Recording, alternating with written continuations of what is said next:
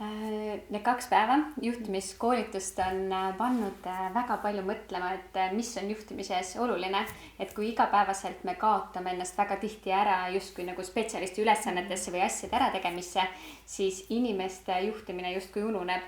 Ja see koolitus aitas meelde tuletada, et päriselt ju tulemusi toovad meeskonnad ja toovad inimesed. Ja kui need inimesed tegelikult ei ole õnnelikud ja rahul, siis ei saagi tulemusi tulla. Ja muidugi sai väga häid nippe, et kuidas inimesi siis õnnelikuna hoida ja kuidas õigeid inimesi tiimi valida. Jana rääkis siit sellest koolituse poolest, mina räägin võib-olla juurde natukene õhkkonnast.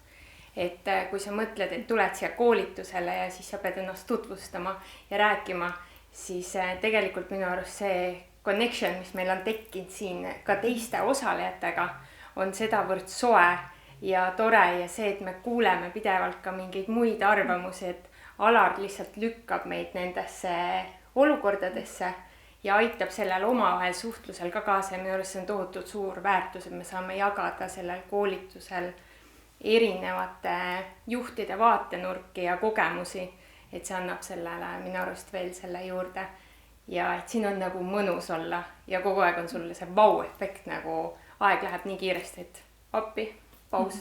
Just, et vestlusi jagub ju mitte ainult nagu sinna koolituse aega, vaid ka pausidesse, lõunapausidesse ja tegelikult see omavaheline kogemuste jagamine teiste juhtidega ei tahagi lõppeda. Ja tänu sellele on niisugust palju kas äratundmisrõõmu või ka õppimiskohti ka päriselt nagu teiste praktikast. Just.